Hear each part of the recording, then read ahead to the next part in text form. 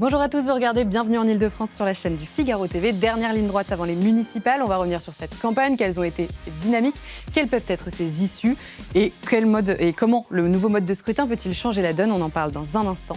En culture, on s'intéresse à une pièce au titre utopique qui parle du couple, de la communication et des mensonges qui s'enchaînent. On ne se mentira jamais, c'est au Théâtre de Paris. Et enfin de l'histoire, retour en mars 1963. Le colonel Bastien Thierry est exécuté suite à l'attentat du petit Clamart contre le général de Gaulle. On reviendra sur une page importante de notre histoire nationale et parisienne. On en parle en fin d'émission.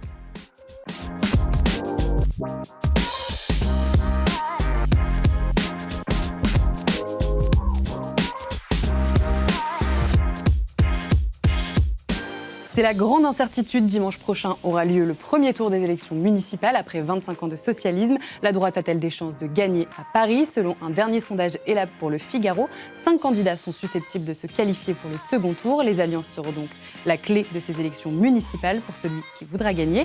Pour en parler en plateau avec nous, Brice Socot, vous êtes politologue. Bonjour. Guillaume Tabar, vous êtes rédacteur en chef et éditorialiste politique au Figaro. Et Jean Garrigue, vous êtes historien. Merci beaucoup d'être avec nous. Alors, on commence avec ce sondage publié ce matin dans les pages du Figaro, qui donne l'ensemble des hypothèses du second tour. Si dans l'ordre, donc de gauche à droite, Sophia Chikirou, Emmanuel Grégoire, Pierre-Yves Bournazel, Rachida Dati et Sarah Knafo passent la barre des 10%. Et le moins qu'on puisse dire, c'est que ça s'annonce compliqué pour la droite, Guillaume Tabar, si elle ne s'allie pas. Oui, ce qu'on constate d'abord au niveau de l'ensemble des forces, c'est que la gauche est quand même en net recul. L'ensemble des gauches est en net recul par rapport au dernier scrutin de 2020, puisque les listes Hidalgo et Béliard, qui à l'époque étaient en liste séparée au premier tour il y a 6 ans, avaient quand même dépassé, je crois, avaient fait 42% à L2. Aujourd'hui, en ayant rassemblé tout le monde, Emmanuel Grégoire est à, selon les hypothèses, 32-33%. Donc ça le place en tête du premier tour, mais en retrait par rapport à il y a 6 ans. Là où la droite et le centre, en partant divisés, quand on fait l'addition de toutes les listes, enfin en tout cas des 3 listes de Rachida Dati, Pierre-Yves Bournazel et Sarah Knafo, on est d'ores et déjà, et je ne compte même pas le RN là-dedans, on est déjà au-dessus de 50%. Donc oui, sur le papier, les conditions d'une alternance sont réunies. Vous avez rappelé que c'était au bout de 25 ans socialisme. C'est un peu le rythme parisien. On a eu 25 ans de chiracisme. Jacques Chirac lui-même, puis Jean Tibéry, 4 mandatures consécutives. L'alternance en 2001 avec Bertrand Delanoë. Et là, à nouveau, 4 mandatures consécutives socialistes. D'une certaine manière, il y aurait une certaine logique à ce que l'alternance se produise. Maintenant, ça c'est sur le papier. Et après, vous l'avez dit très bien vous-même, tout va dépendre de la capacité des uns et des autres à se rassembler, ou en tout cas à ne pas se détruire mutuellement entre les 2 tours. Jean Garrigue, vous êtes historien, vous connaissez bien l'histoire de la municipalité de Paris, se détruire, l'alternance, etc. Est-ce que c'est un éternel recommencement? Est-ce qu'on ne peut pas faire mentir l'histoire? Ce sera forcément à droite où il faut que ça vienne, comme ça donne raison à l'histoire? C'est ça, vous savez, on peut jamais. D'abord, faut jamais dire jamais. On peut jamais savoir ce qui va arriver. Non, Guillaume a bien résumé la situation. C'est vrai qu'il y a une certaine logique historique à ce qu'il y ait une alternance dans ce qui est cette capitale qui écrase tout en France. Et puis parce qu'il y a une usure du pouvoir, de toute façon, même si en réalité cette usure s'est surtout sentie avec Anne Hidalgo et beaucoup moins avec son prédécesseur, qui est Bertrand Delanoë, qui a quand même laissé une empreinte beaucoup plus positive, on va dire, qu'Anne Hidalgo. Donc la question là, évidemment, c'est comment faire cette union des centres droits et des droites. Et là, c'est un vrai problème, parce que ça renvoie là aussi à sempiternelle question de l'union des droites dans ce pays, de la droite la plus belle du monde. De quelle droite aussi, justement, parce et de quelle droite on parle? On ne sait pas tellement où le mettre. Et pourtant, ses voix, même s'il a peu de chance pour l'instant, d'après les sondages, de gagner au second tour, ses voix sont quand même décisives. Absolument, ces voix, alors, pas que les siennes, mais ces voix sont décisives. Ce qui est intéressant, c'est avec la nouvelle loi PLM, en fait, on s'aperçoit qu'on est rentré dans une élection d'incarnation. Et vous parlez de M. Pierre-Yves Bournazel. Est-ce qu'il incarne un courant politique? Est-ce qu'il incarne une pensée politique? On s'aperçoit que les 2 vraiment personnalités qui incarnent, évidemment, il y a Mme Dati, il y a M. Grégoire, comme si nous allions vers une polarisation à travers ce nouveau scrutin PLM. Et puis une surprise, qui est Mme Knafo, qui est aujourd'hui proche de combien entre 13 et 14%. Donc c'est une élection, un changement de mode de scrutin qui bouleverse tous les équilibres. La question est de savoir qui va aller voter, quel électorat va aller voter. Et puis, deuxièmement, au-delà de qui va aller voter, je pense que les seconds tours seront déterminants.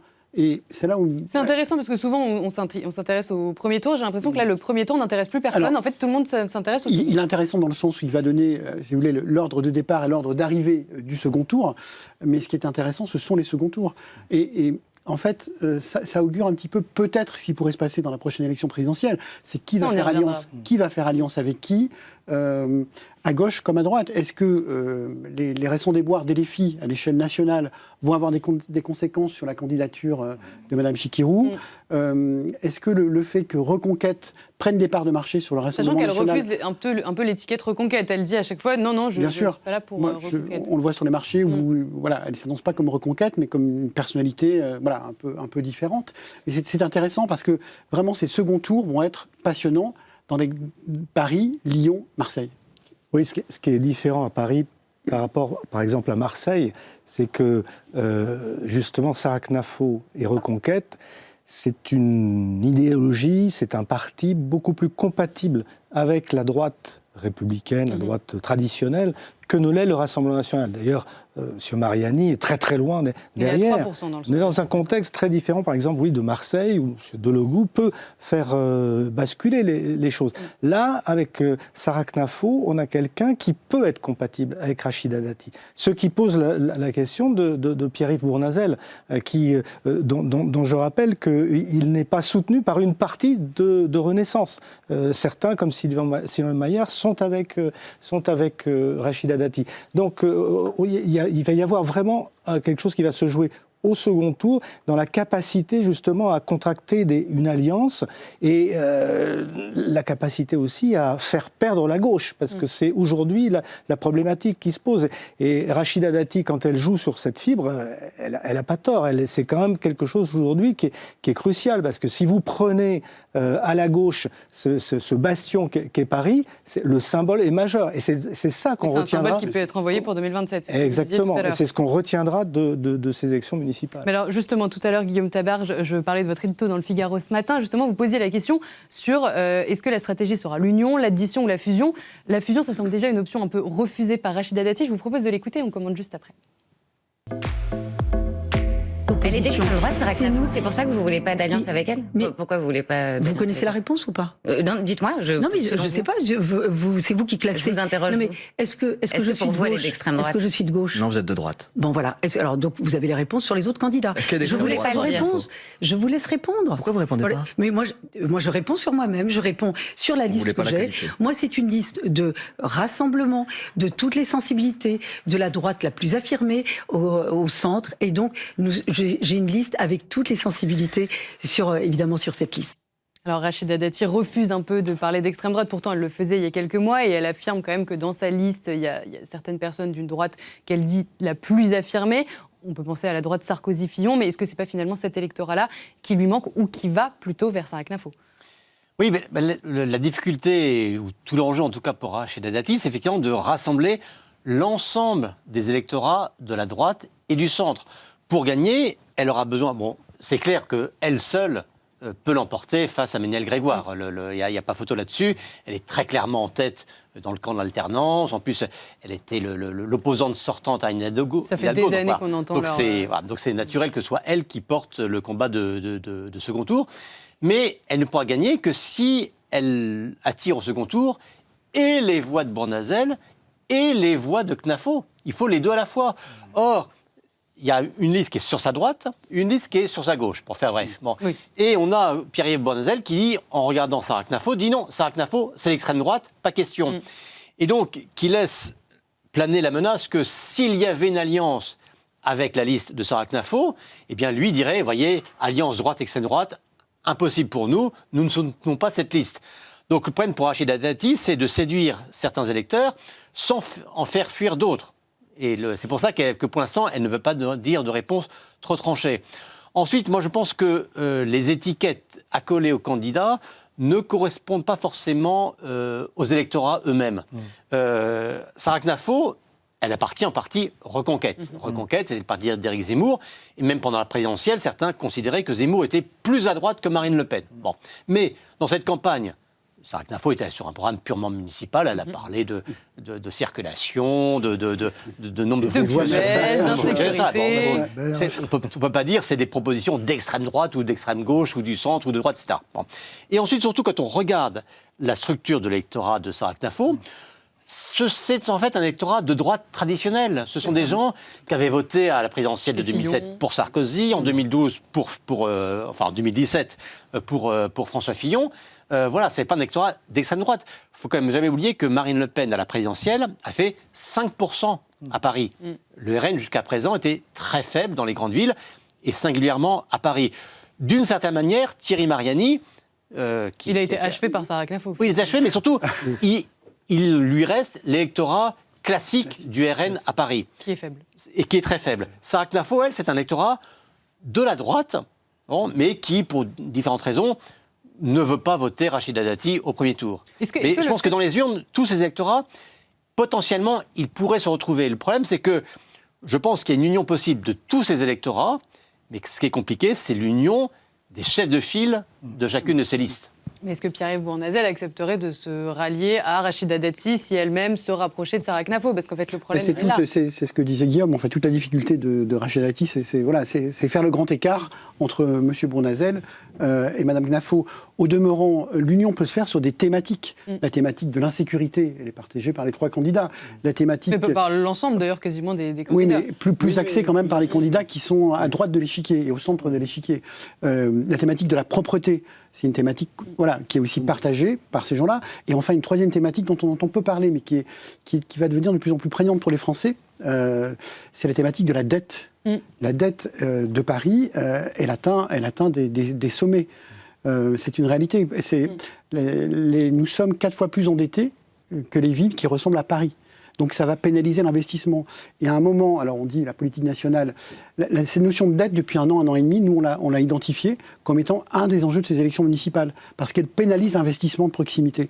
Et avec la guerre en Iran, la problématique du pétrole cher, de l'essence chère, du gaz cher, etc., cette thématique du pouvoir d'achat, de la dette, va de nouveau s'imposer. Alors, est-ce qu'elle aura le temps de s'imposer entre les deux tours des élections municipales? C'est une probabilité, compte tenu de l'endettement de la mairie de Paris. Donc, sur ces 3 thèmes-là, on peut retrouver, au-delà des personnalités et des étiquettes, une droite unie sur les thématiques. Et une droite et un centre unis sur ces thématiques-là. Qui sont déjà pas d'accord sur les termes. C'est-à-dire que d'aucuns pensent qu'il n'est pas de droite, il est d'extrême droite, l'autre il est du centre, il est macroniste. Quelle union de la droite si on ne sait même pas définir la droite en fait. Oui, mais ça comme le disait Brice, ça c'est quelque chose qui va s'atténuer à mesure qu'on va avancer vers l'élection. Moi, j'étais très frappé par le fait, par exemple, qu'en termes de renforcement de la police municipale, les deux qui sont en pointe, ce sont Sarah Knafo et Pierre-Yves Bournazel, qui est encore plus exigeant sur ce terrain que Rachida Dati sur ce terrain de la sécurité, multiplication aussi des caméras, etc. Donc vous avez sur un certain nombre de points, sur les points qui viennent d'être évoqués, une vraie convergence entre les trois, c'est-à-dire entre celui qui serait au centre-droit, centre-gauche, presque centre-gauche, qui est Pierre-Yves Bournazel, et une Sarah Knafo qu'on réputerait d'extrême droite. Et qui, effectivement, ne fait pas du tout une campagne d'extrême droite. Donc tout ça peut effectivement intéresser un public, un électorat assez divers qui représente justement une vraie sensibilité à Paris, certains arrondissements qui sont très clairement conservateurs, au sens traditionnel du terme, et qui peuvent se reconnaître dans quelque chose. Mais quelle sera la structure de ce rassemblement, de cette alliance? C'est toute la question. Il semblerait aujourd'hui qu'il soit impossible de le formaliser comme une alliance officielle, parce que ce serait se couper des soutiens à l'échelle nationale. En revanche, des tractations peuvent arriver à des négociations à obtenir quelque chose. On va revenir un petit peu sur le début de cette campagne, parce que dès le début, c'est Emmanuel Grégoire et Rachida Dati qui ont fait figure de favoris. Dès le départ, il n'y avait aucun suspense. Alors, la candidature de Sarah Knafo a surpris tout le monde, on y reviendra plus tard, mais pourquoi est-ce que dès le départ, c'était eux, c'était sûr? Et pourquoi, par exemple, Pierre-Yves Bournazel n'a jamais fait figure de favori? Parce que les macronistes n'ont jamais réussi à faire leur percée à Paris, à avoir une une véritable identité politique. D'ailleurs, à l'échelle nationale, c'est tout le problème du macronisme qui part un peu en déliquescence et qui n'ont jamais réussi. Il y a un Édouard Philippe au Havre, mais c'est Horizon. Il y a Pierre-Yves Bournazel, dont on ne sait pas exactement ce qu'il représente. Donc voilà, ils n'ont jamais réussi à percer. Et on revient donc, malgré tout, à cette alternance droite-gauche, à ce repositionnement entre la droite et la gauche, qu'on va retrouver un peu partout dans ces élections municipales, parce que c'est quelque chose qui correspond à la fin du macronisme, en réalité. Donc c'est pas étonnant de les retrouver. Ensuite, avec cet enjeu d'une alternance d'un quart de siècle, forcément, vous trouvez ces deux candidats en pointe.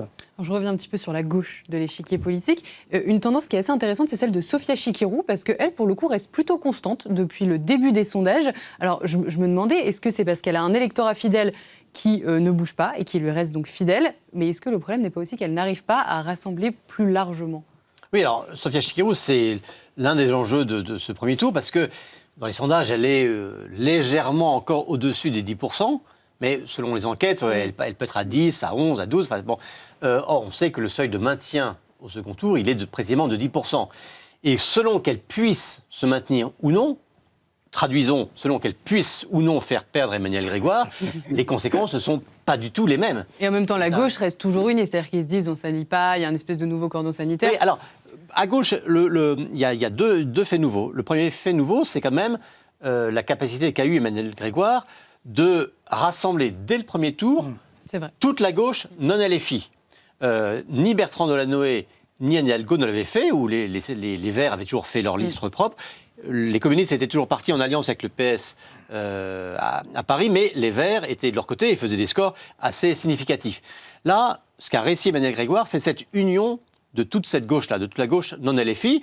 C'était un atout de campagne et ce qui lui a permis, si on en croit les sondages, on va le vérifier dimanche soir prochain, de passer le premier tour en tête.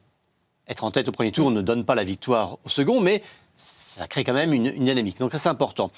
Le second point, c'est quand même, ça c'est une réalité plus nationale, qu'on avait vu au présidentiel de 2022 notamment, c'est que Jean-Luc Mélenchon a, comme on dit, surperformé dans les grandes villes, et notamment à Paris. Il avait fait un score supérieur à sa moyenne nationale à Paris. On se souvient que le soir, quand on a les résultats, les résultats de Jean-Luc Mélenchon montaient et d'aucuns disaient même peut-être qu'il va battre Marine Le Pen, je me souviens. Voilà, ça n'a pas été le cas, mais en tout cas, effectivement, il a progressé en cours de soirée grâce à l'arrivée de ces résultats de ces grandes villes.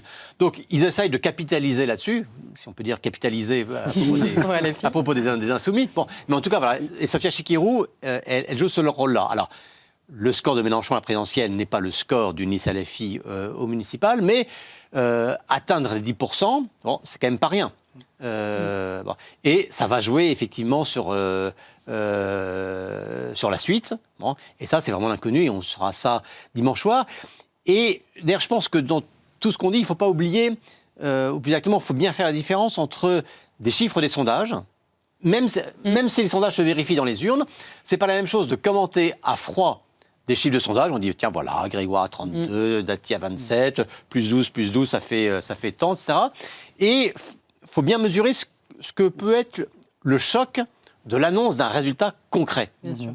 Même avec les mêmes chiffres, au soir de dimanche, lorsqu'on dira, tiens, voilà, maintenant, voilà ce qui se passe, ça va changer les choses. Et la question des alliances ou pas d'alliances, fusion ou pas fusion, retrait ou pas retrait, va découler de l'impact qu'auront l'annonce des résultats dimanche soir. C'est-à-dire qu'il peut y avoir des grandes paroles, des grandes promesses. Au vu des résultats dimanche, il y aura des obligations. En fait, oui, non, puis des comportements d'électeurs, des réflexes en général de polarisation, justement. C'est-à-dire que on sait bien, à gauche, il y a toujours un réflexe de rassemblement des gauches, y compris à travers cette relation conflictuelle qui existe maintenant entre les gauches, en tout cas les socialistes, une partie des écolos, et de l'autre côté, la France insoumise. Mais l'électeur de gauche, il a tendance, lui, à rejoindre, à se rassembler au second tour. Ce qui est un peu moins le cas de l'électeur de droite. Donc là aussi, effectivement, ça sera quelque chose d'important. Ce qui est intéressant avec Mme Chikirou, on observe sa campagne. En fait, elle fait campagne uniquement dans l'Est parisien. C'est-à-dire qu'elle va chercher des voix dans les quartiers populaires. C'est un peu la théorie de Jean-Luc Mélenchon. Jean-Luc Mélenchon n'a pas été qualifié au second tour de la dernière élection présidentielle. Il lui manquait à peu près 420 000 voix. Ils ont décidé d'aller chercher ces nouveaux électeurs dans les quartiers, quartier populaire. Elle fait la même chose à Paris. Donc ça, c'est le premier point. Le deuxième point, c'est qu'en fait, pour revenir à Emmanuel Grégoire, lui aussi, il est pris un peu entre deux feux.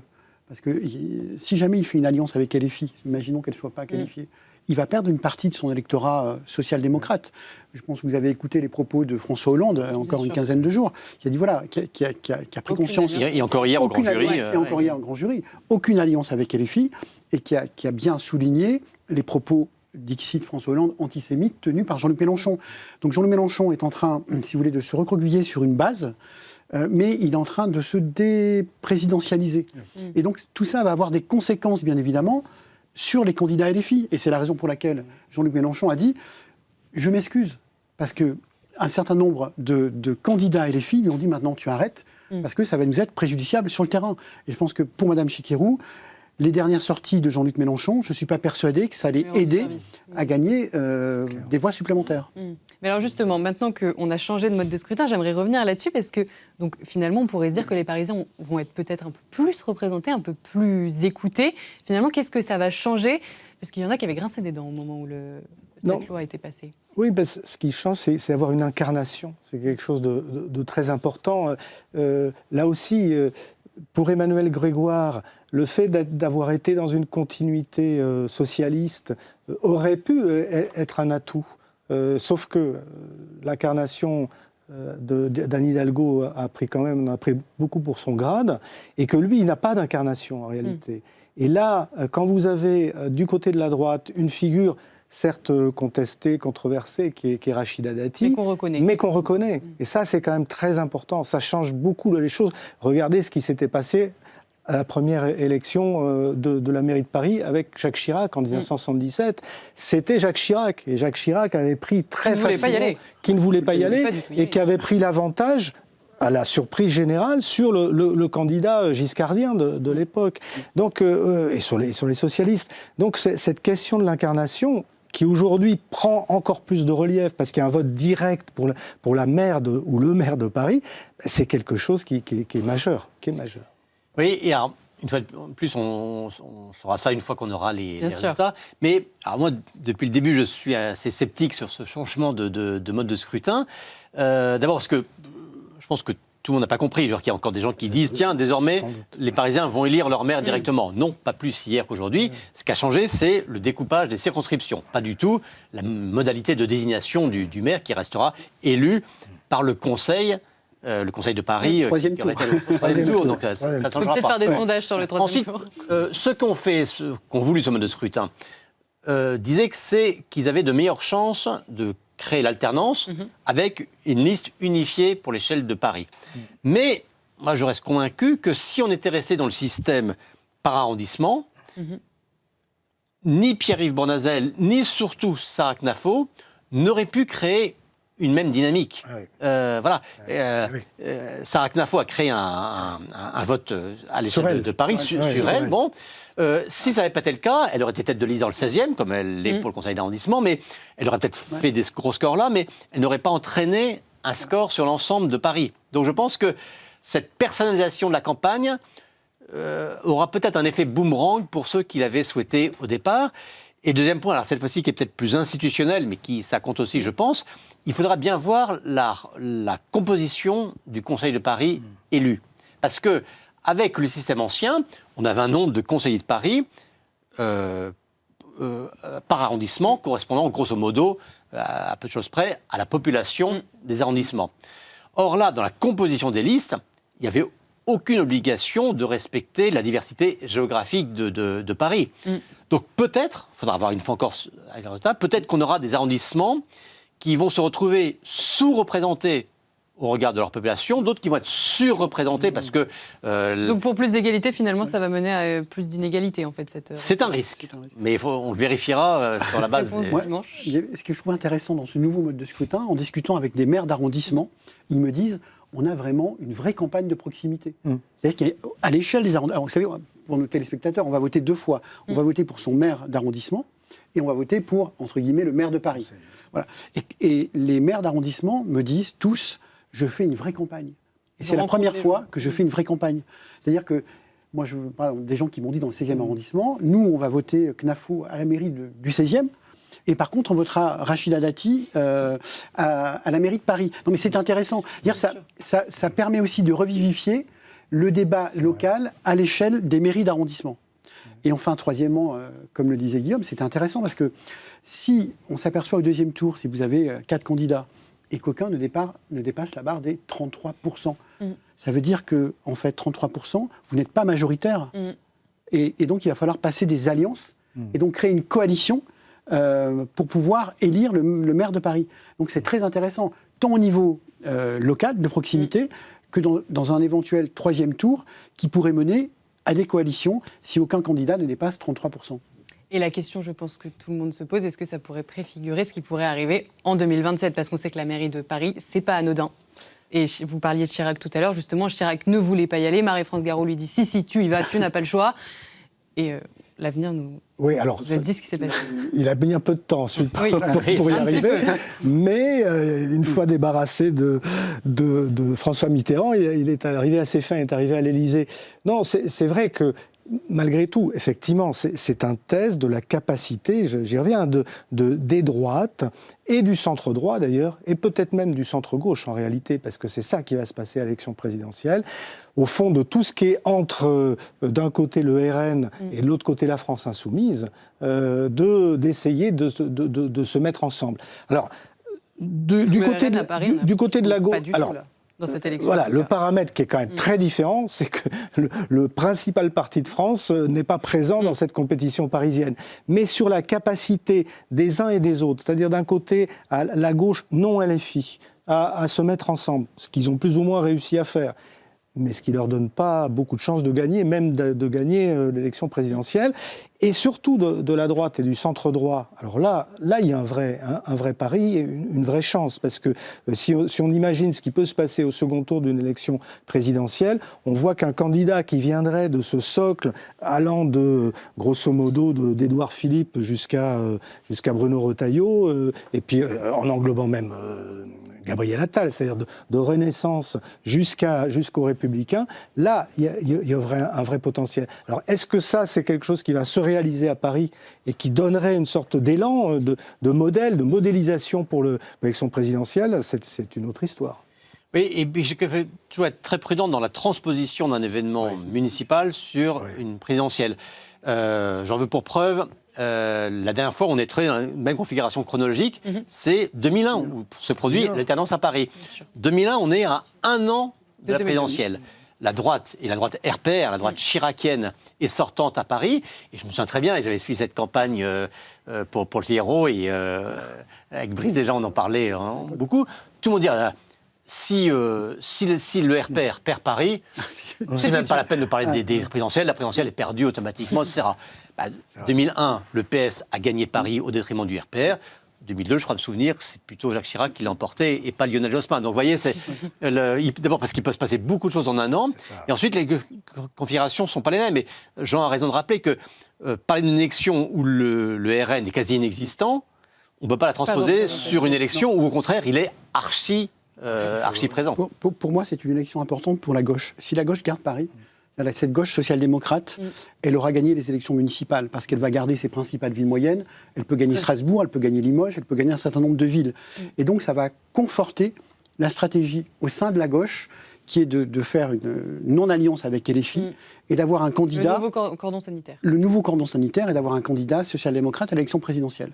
Et donc, pour moi, cette élection, elle est très importante pour la gauche. Et parce qu'elle est fortement symbolique et elle peut augurer un candidat social-démocrate poussé par l'ensemble de ces élus municipaux qui vont être élus de ce socialisme municipal pour préparer les élections présidentielles. Très bien. Eh bien, on aura quelques éléments de réponse dimanche soir. Merci beaucoup d'avoir été avec nous pour en parler. Rendez-vous dimanche soir pour les résultats. Maintenant, on passe tout de suite à la partie culture.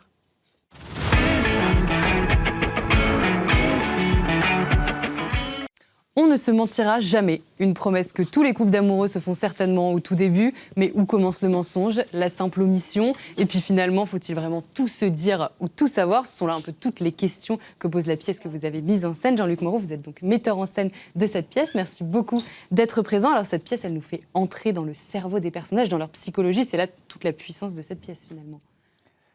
Oui, c'est surtout la puissance de l'écriture d'Éric Assous, qui est l'auteur de la pièce, malheureusement auteur défunt, dont j'ai monté 14 pièces. Donc c'est un auteur que je connais très bien, et je connais la puissance du verbe.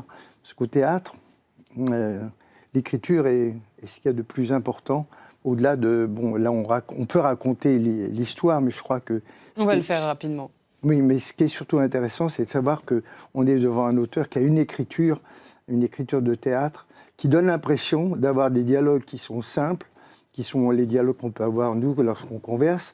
Et en réalité, pas du tout. C'est une écriture très précieuse, très écrite, très, très subtile, pleine de suspense. Et donc, cette pièce, je l'avais jouée, moi, avec Fanny Contenson, il y a une quinzaine d'années. Et on avait déjà eu le Molière du meilleur auteur. Et donc, on a remonté cette pièce avec Evelyne Bouix et puis Nicolas Briançon. Et donc, je suis resté le metteur en scène avec une optique tout à fait différente, parce que les choses ont bougé, notamment la vision que les femmes ont des hommes, la liberté que les femmes... Racontez-nous, qu'est-ce qui a changé depuis que vous l'avez jouée? On sent qu'elle vous touche, cette pièce, quand même. Ah ben, elle me touche. De toute façon, l'écriture d'Assous est ma lecture de chevet, enfin, sur le plan théâtral. Non, ce qui m'a impressionné, c'est que lorsque je jouais la pièce, je me suis rendu compte que le public trouvait mon personnage assez amusant, léger. Finalement, il trompait sa femme, mais c'était pas catastrophique. Quand on le voit au début, on se dit c'est un bonhomme. Oui, c'est ça. Au thème bonhomie. Oui, c'est ça. Il est sympa, tout ça. Il peut avoir du charme. Et puis, j'avais l'impression que quand je le jouais, on me pardonnait. Et là, dans la pièce telle que Evelyne Bouix et Nicolas Briançon la jouent, on ne lui pardonne rien à ce garçon. Ça veut donc dire que la perception que le public a de l'écriture d'Éric Assous, donc de la pièce, a bougé. Et qu'est-ce qui a bougé? On le sait. C'est-à-dire qu'il y a un mouvement, grâce à Dieu d'ailleurs, féministe. Il y a une revendication, il y a l'apparition d'une autre lecture, d'une autre sensibilité qui est propre à notre époque. On va regarder la bande-annonce pour pouvoir se mettre un petit peu dans l'ambiance et on commente juste après.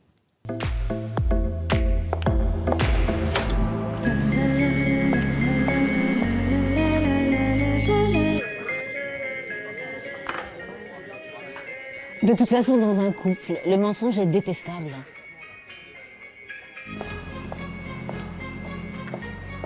Moi, je pense que le mensonge est commode, parfois nécessaire et même inévitable. Parce que tu m'as déjà menti. Mais non, mon amour. Ah bon? On ne se mentira jamais, avec Evelyne Bouix et Nicolas Briançon. Une pièce de Éric Assous, mise en scène par Jean-Luc Moreau, actuellement au Théâtre de Paris. Rien qu'à voir cette bande-annonce, on sent que vous êtes fiers. Je suis très heureux parce qu'il y a les jambes d'une femme qui sont les jambes de ma femme. C'est toujours un motif de fierté. Voilà. Alors on va revenir sur cette mise en scène qui est très simple. En termes purement de mise en scène, on a 2 fauteuils. Est-ce que c'est ce qui permet de se concentrer sur l'essentiel, finalement, le jeu d'acteur? Parce que la pièce est courte, elle dure 1h20, mais on ne les voit pas passer. On s'y croirait, on se reconnaît dans l'histoire, etc. Ben vous avez tout dit. Non, mais bravo, c'est ça. Non, en réalité, on peut faire de la mise en scène avec des choses qui sont visuellement peut-être parfois séduisantes. Là, j'ai opté pour être séduit par les acteurs. C'est-à-dire d'avoir pratiquement dans la tête du spectateur une caméra qui viendrait prendre les expressions des comédiens en fonction des situations et ne pas du tout chercher à troubler justement le rapport très fort qui existe entre les 2 comédiens. On va revenir un petit peu, est-ce que vous pouvez nous raconter un petit peu l'histoire rapidement pour qu'on puisse ensuite aller plus profondément dans les personnages, parce que c'est ça qui est intéressant. L'histoire, c'est l'histoire d'une femme qui rentre chez elle, qui a eu un petit accident de voiture, et il se trouve que la personne qui a eu cet accident s'appelle Clébard, qui est un nom évidemment original. Et ce Clébard fait résonance parce qu'il y a une certaine femme qui s'appelait Clébard, que le personnage de Nicolas Briançon a connu il y a très très longtemps. Et puis le personnage d'Evelyne Bouix lui dit mais qu'est-ce qui s'est passé avec cette femme? Mais rien du tout. Elle habitait le même appartement que nous, c'est tout. Puis on se rend compte que finalement, il a couché avec. Mais il lui a pas dit. Et donc, il a menti. Mais c'était avant. Mais c'était C'est là-dessus qu'il se défend. avant, bien sûr. Et alors, elle, ça ne lui convient pas. Elle dit, écoute, il y a un truc qui serait super, c'est qu'on l'invite à dîner. Mais on se dit, quand on voit ça, pourquoi elle se fait du mal? Parce que c'est vrai que quand on la voit au début, on se dit, elle pose des questions, elle cherche les problèmes. C'est ce qu'on se dit au début. Oui. Oui, non, elle cherche, elle a ce qu'on appelle... L'instinct féminin. Pardon? L'instinct féminin. Non, c'est l'instinct féminin, non, vous avez raison, mais c'est encore autre chose, ça s'appelle l'intuition.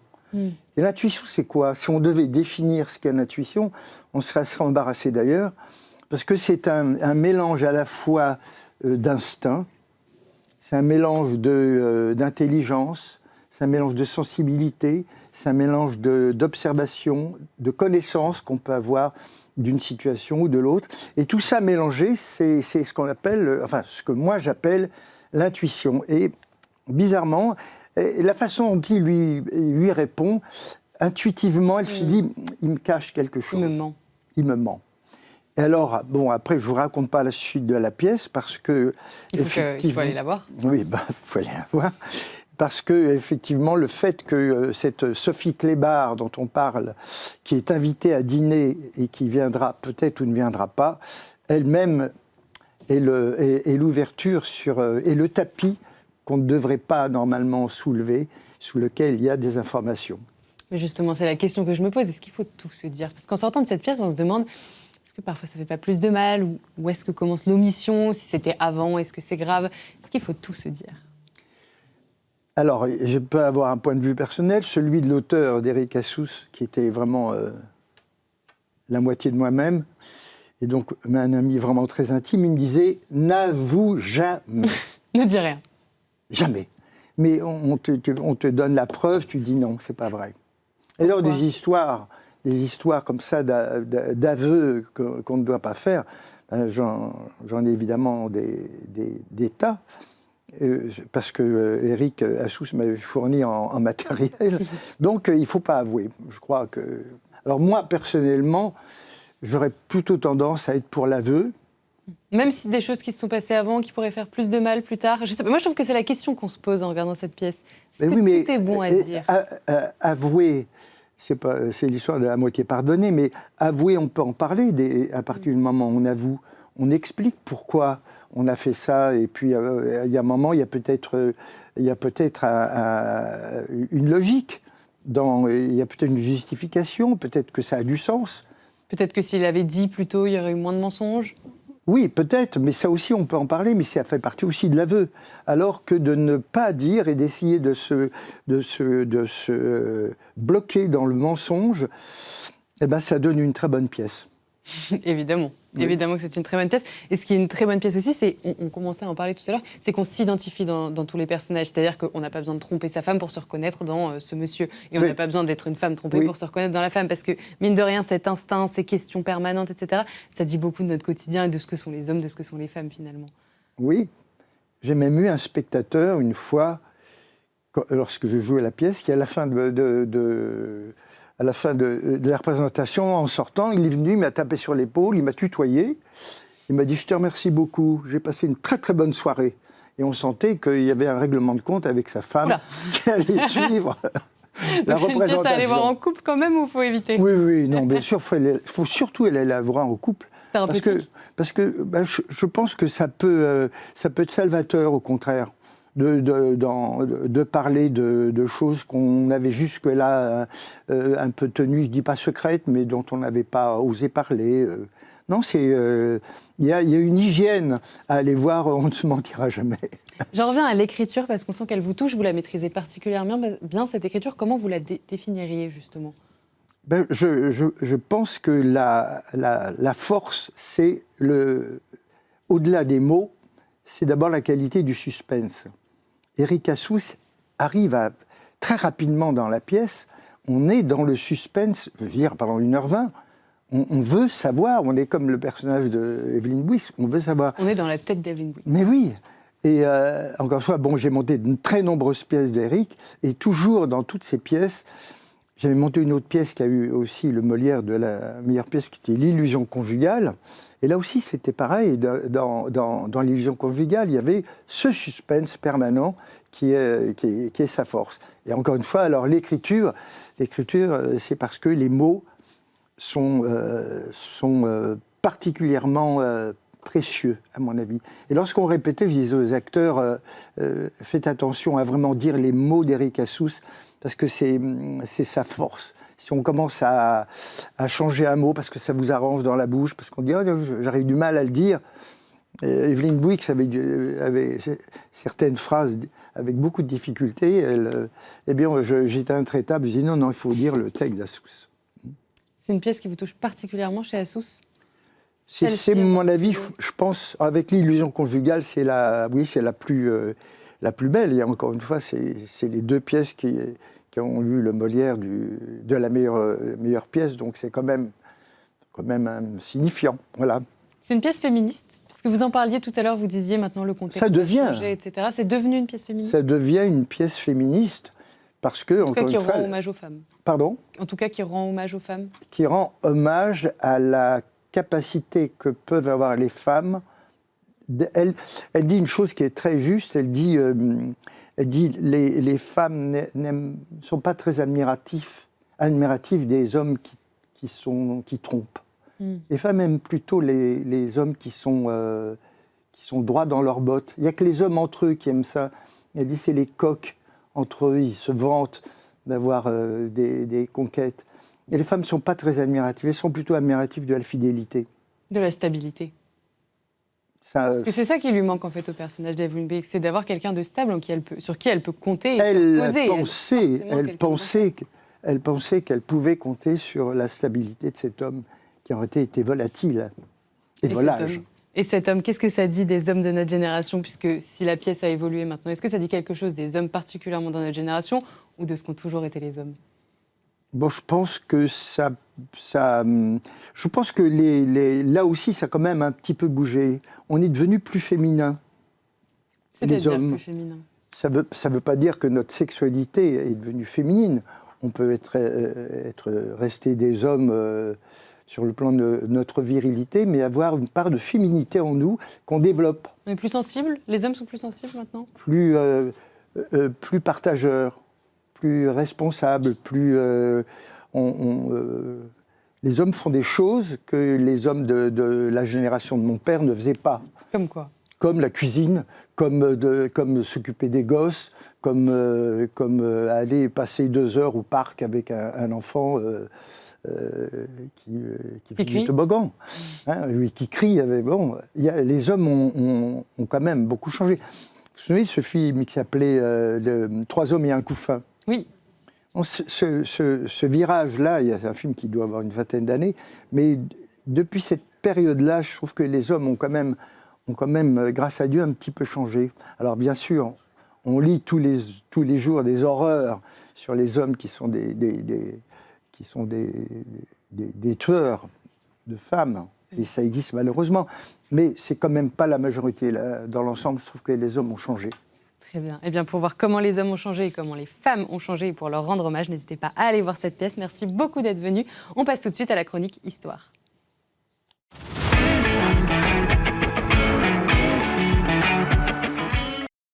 Et on remonte à un matin au 11 mars 1963 pour une date tragique et importante dans notre région et notre histoire. Luc-Antoine, c'est avec vous.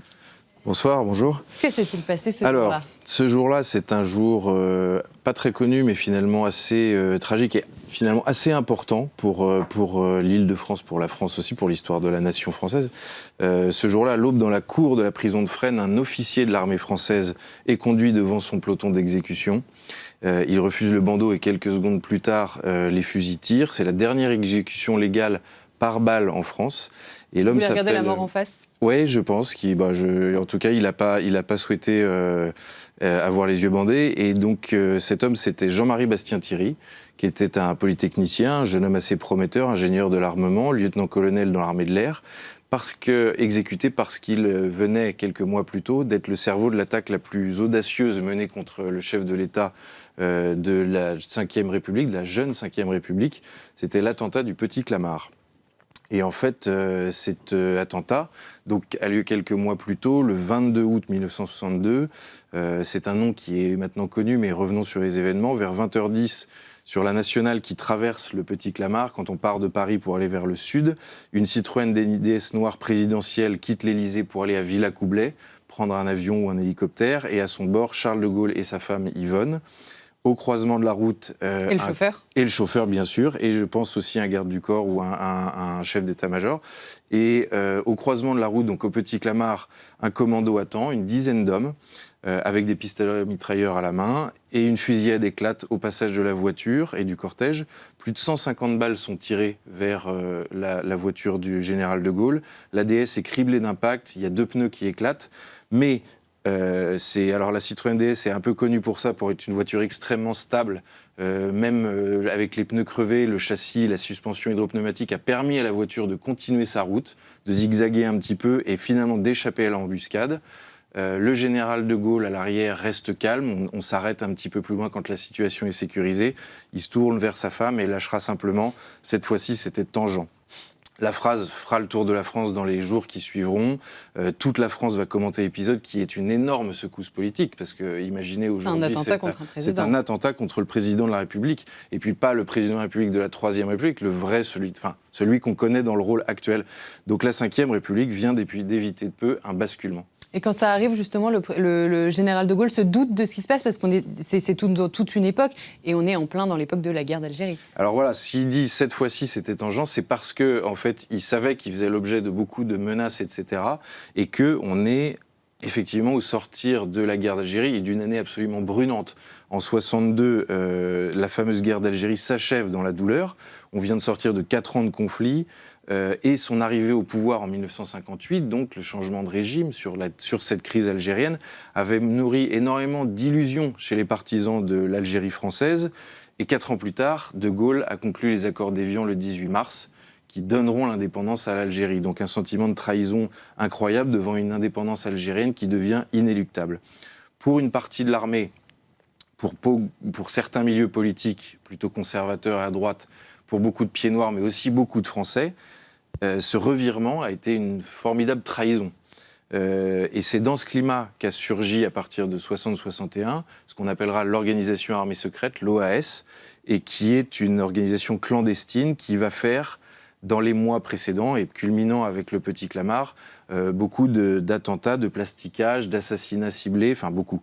Des attentats, des assassinats, avec une violence politique qui atteint un niveau rarement vu dans la France depuis l'épuration, pas mal d'années plus tôt. Et tout était dirigé contre le général de Gaulle, contre sa politique ? Non, c'était contre tous les gens qui soutenaient cette politique de donner sans contrepartie l'indépendance à l'Algérie, et aussi, en plus, de ne pas, parce que là on est déjà quelques mois après la fin des combats et l'accord politique, cette politique qui visait à ne pas ou à peine contrôler les conditions de l'indépendance algérienne.